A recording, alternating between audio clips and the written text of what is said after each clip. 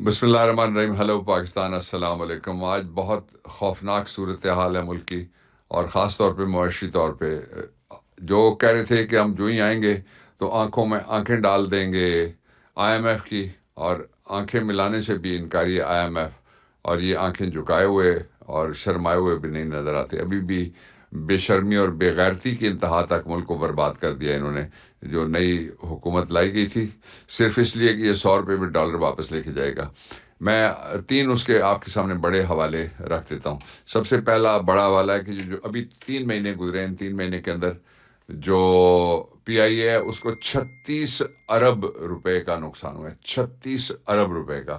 اس کو یہ تین میں آپ 36 3 دفعہ اور جمع کریں گے جب سال ہوگا تو کیا پتا وہ 136 کسی اور میں ہو جائے، اور اگلے میں 236 ہو جائے، اور تیسرے میں کو 336 ہو جائے. یہ میں صرف ایک ادارے کی بات کر رہا ہوں. پاکستان سٹیل ملز ہے، بند ہے، اس کے باوجود تنخواہیں جاری ہیں، مراحت جاری ہیں، پینشن جاری ہیں، گوشت ملازمین ہر محکمے کے اندر موجود ہیں، تعلیم کے اندر موجود ہیں. اس کے ساتھ ہی جو سب سے بڑی بری خبر جس کو کہا جا سکتا ہے وہ یہ ہے کہ جو انڈسٹری بڑی مشکل کے ساتھ عمران خان نے دوبارہ چلائی تھی فیصل آباد کے اندر، وہ بھی اب کلو کے حساب سے لوگوں نے انڈسٹری کا لوہا تول کے کباڑیوں کو بیچنا شروع کر دیا. پھر تیسری جو سب سے ایک عجیب و غریب صورتحال ہے کہ جو یہ دعویٰ کر کے آئے تھے کہ وہ لے رہے تھے، جو پچھلے آرمی چیف تھے وہ بھی اس کا لے رہے تھے کریڈٹ باجوہ صاحب کے. میں فلانی جگہ گیا، فلانے انہوں نے بھی کہہ دیا پیسے دوں گا. میں فلانے ادارے کے پاس گیا، انہوں نے بھی کہہ دیا کہ پیسے دوں گا. آئی ایم ایف نے تو جو ہی مجھے دیکھا تو گانا شروع ہو گیا ناچ کے اٹھ کے کہ سیو نہیں میرا مائی میرے پاک جگاون آ گیا. ملک کے باغ انہوں نے ڈبو دیے ہیں، اور مائی بھی باغ جانے میں کامیاب ہو گئے ہیں. اور پاکستان کے جو لوگ ہیں وہ بھوک، ننگ، افلاس، غربت، بے روزگاری، بیماری، لاچاری، مجبوری، معذوری، ظلم کی انتہا کے گڑھے میں اٹھا کے پھینک دیے گئے. یہ وہ صورتحال تھی. میں نے کہا میں آپ کو ذرا تھوڑا رن ڈاؤن آپ کے ملک کا آپ کے سامنے رکھ دوں. لیکن اس کو واپس کیسے لانا ہے، ان میں سے کسی کو بھی پتہ نہیں ہے کہ اس کو واپس کیسے لانا ہے. اس گمبھیرتا میں سے کس طرح سے نکلنا ہے، یہ ان کو بالکل سرے سے کوئی کلو نہیں ہے. دور دور تک ان کو کوئی خبر نہیں ہے کہ ملک کو کس طرح سے اس پریشانی سے نکالنا ہے. اس لیے کہ ان کے دو صرف اور صرف، اور یہ پورا ایک ایلیٹ کیپچر ہے. کوئی 35 سے لے کے 50 لوگ ہیں جنہوں نے پورے پاکستان کو اپنا ہاسٹیج رکھا ہوا ہے، اور محصور کیا ہوا ہے، اور محبوس کیا ہوا ہے، اور ایک ملک کو بڑی جیل بنایا ہوا ہے. اور وہ کر کیا رہے ہیں؟ کر یہ رہے ہیں کہ جن کے کیسز تھے وہ سارے ختم ہو گئے، اور جو انہوں نے پیسے کمائے تھے وہ سارے ہضم ہو گئے. اربوں خربوں ڈالر، اربوں خربوں ریال، اربوں خربوں ساری دنیا کی کرنسیز میں جو کچھ انہوں نے بنایا تھا وہ سارا ہضم ہو گیا. اور جو ہی ڈالر کی قیمت بڑھتی ہے ان کے پیسے، مثال کے طور پہ اگر ان میں سے شہباز شریف کے پاس $100 ہے، اور جب ڈالر 100 روپے کا تھا تو وہ ایک اس کا ریٹ تھا. جب وہ ڈالر 3.5 کا ہو گیا تو وہی جو 350% اس میں اضافہ ہو گیا ان کی دولتوں میں. یہی تو بات ہے جس کے لیے عمران خان کے ساتھ ان کی جنگ ہے. جنگ کا نیا مرحلہ وہ میں آپ کو بتا دیتا ہوں. کل جو حکومت پاکستان ہے، اس غیر منتخب حکومت پاکستان جو پارلیمنٹ کے اندر پارلیمنٹ پوری اکٹھی کرے تو تب بھی پوری پارلیمنٹ نہیں ہے جو 2/3 میجورٹی سے آئین میں کوئی ترمیم کر سکے یا کوئی افیکٹو لیجسلیشن کر سکے. اس پارلیمنٹ کے اندر سے جو بننے والی کیبنٹ جو غیر آئینی ہے اس میں 99% مسخرے اکٹھے کیے ہوئے ہیں، مجرم اکٹھے کیے ہوئے ہیں، اور جو اپنے علاقے میں کونسلر نہیں بن سکتے وہ سارے اکٹھے کر کے انہوں نے بٹھائے ہوئے ہیں. پنجاب میں بھی ویسے ہی ہیں، مرکز میں بھی ویسے ہی ہیں، اور کے پی میں بھی ویسے ہی ہیں. ان مسخروں نے مسخرے پن کی انتہا کرتے ہوئے پاکستان کے اندر، جس میں بظاہر کوئی مارشل لاء لگا ہوا نہیں ہے، وہ ڈکلیئر نہیں ہوا کہ کون چیف مارشل لاء ایڈمنسٹریٹر ہے، اس میں مارشل لاء سے بدتر حالات. میں نے خواتین کے بارے میں جو بتایا وہ کل کی آپ ویڈیو دوبارہ دیکھیے گا، اور جہاں جہاں نہیں پہنچی اس کو پہنچائیے گا. آج human rights watch new York کے اندر سے انہوں نے جناب دیا ہے جو پاکستان کو دھو کے رکھ دیا ہے، جو ہمارا نظام قانون و انصاف یہ بنانے کی کوشش کر رہے ہیں. انہوں نے کہا کہ کس طرح سے آپ سویلین کے ملٹری ٹرائلز کر سکتے ہیں، نمبر 1. نمبر دوسری بات یہ انہوں نے کہی کہ جو سویلین کے ملٹری ٹرائلز ہیں، جو آپ نے کیسز سلیکٹ کیے ہیں یا بھجوائے، ان کو فوراً آپ سول عدالتوں کے پاس بھیجیں تاکہ انصاف کے تقاضے پورے ہو سکیں. تیسری بات انہوں نے یہ کہی کہ پاکستان کے بارے میں انتہائی تشویشناک خبریں ساری دنیا میں سنی جا رہی ہیں. یہ میں زیادہ بڑھا کے بات نہیں کر رہا، بلکہ اس سے جو بڑی ہوئی باتیں ہیں وہ میں کم کر کے کر رہا ہوں، اس لیے کہ آخر ملک تو ہمارا ہے، انہوں نے بھاگ جانا ہے، ہم نے ادھر ہی رہنا ہے. یہ جتنے بھی آپ کو بہت بہادر نظر آتے ہیں وہ سرکاری نوکری کے وقت تک بہادر ہوتے ہیں. ان کی بہادری کبھی آپ کو نظر نہیں آئے گی. جس دن ریٹائرمنٹ کے بعد جتنے بہادر خان ہیں وہ گدر خان سے بھی آگے چلے جاتے ہیں، اور گجر خان سے بھی، اور گجرانوالا سے بھی کراس کرتے ہوئے وہ بٹھنڈا سے بھی آگے چلے جاتے ہیں. پاکستان میں تو رہتا ہی کوئی نہیں ہے، تو بہادری کدھر سے آ گئی پھر؟ جو آپ سارے دیکھ لیں، جو ایک بہادر یہاں جو سب سے بڑا بہادر خان ہے، اس نے ایک بہادر آباد یہاں پہ بنایا ہوا ہے، نواز شریف نے. وہ دوائی لینے گیا تھا، واپس نہیں جا رہا.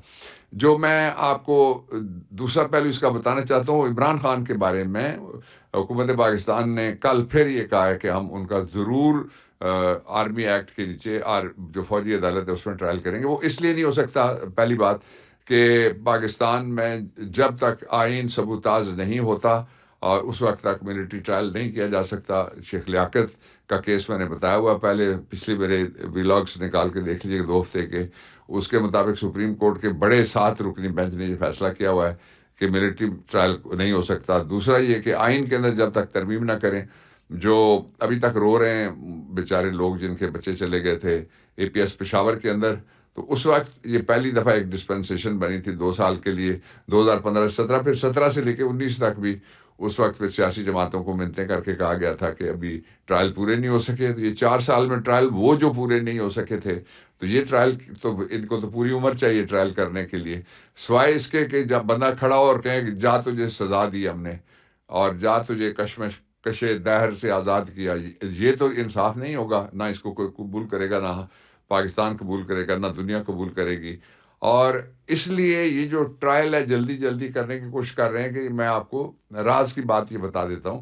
راز کی بات یہ ہے کہ اس گورنمنٹ کے پاس، جب میں آپ سے بات کر رہا ہوں آج 31 تاریخ ہے مئی کی، تو کل جون شروع ہو جائے گا. جون اور جولائی اور اگست، ان کے پاس صرف 10 ہفتے اب رہ گئے ان کے اقتدار کے.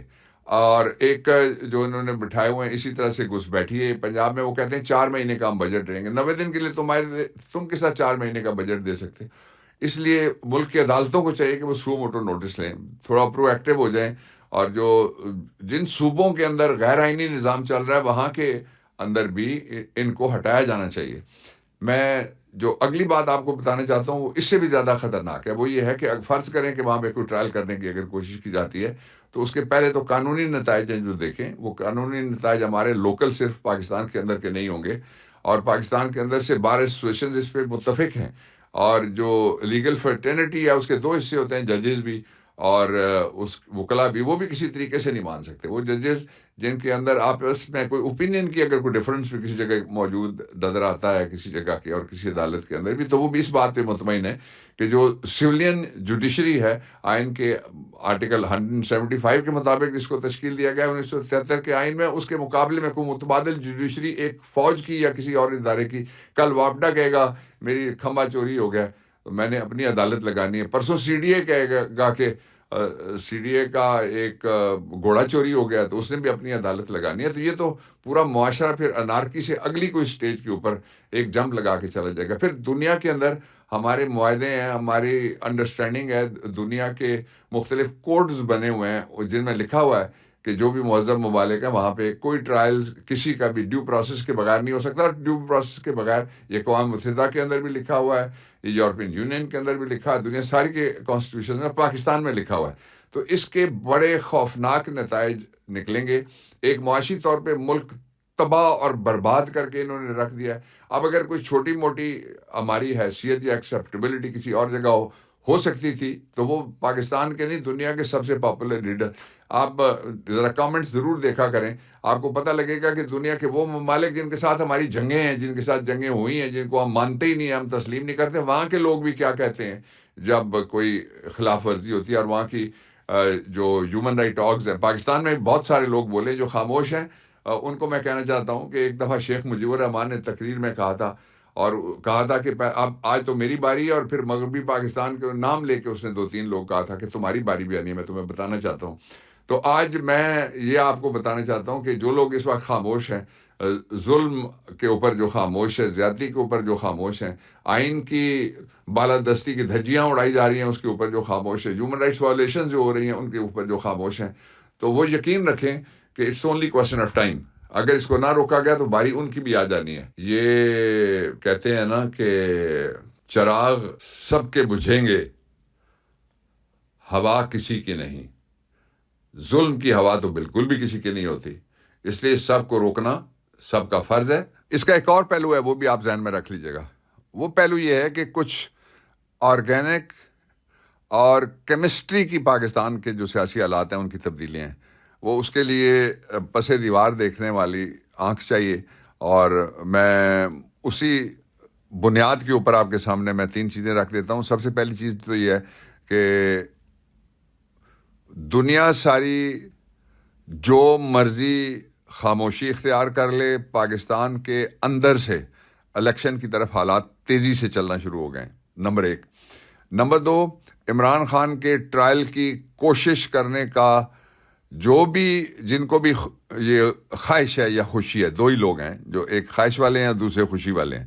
جن کی خواہش ہے اور خوشی ہے انہیں یہ کام جو پاکستان کے اندر ابھی تو کسی عدالت میں بھی ملٹری کورٹ چونکہ نوٹیفائی نہیں ہوئی، اس لیے وہ چیلنج ہونی ہے. چیلنج ہوئی تو آپ دیکھ لیں گے کہ وہ اس کے پرخچے اور اس کی دھجیاں اور وہ کاٹ کی انڈیا بیچ چوراہے میں کس طرح سے ٹوٹے گی انشاءاللہ. تیسری جو سب سے امپورٹنٹ بات ہے وہ یہ ہے کہ جتنا ظلم بڑھتا جا رہا ہے اس کے کئی 100 گنا زیادہ تناسب کے ساتھ عمران خان کی اہمیت نہیں، حیثیت نہیں، حمایت نہیں. اس کے لیے لوگوں کی ہمدردی، اس کے لیے لوگوں کا پیار اور اس کے لیے لوگوں کے جذبات بڑھ گئے ہیں. اس کا ایک ہلکا سا جو تندور والی مائی نے جلسی کی تھی 2 ہفتے لگا کے، اس کے بعد جو کچھ وہاں پہ ہوا، جو آگ یہ لگانے کی کوشش کر رہے ہیں، اس کے شعلے میڈیا پہ نہیں دکھائے گئے. وہ دیکھ لیجیے گا کہیں. پاکستان پائندہ باد، اچھے حالات آ رہے ہیں.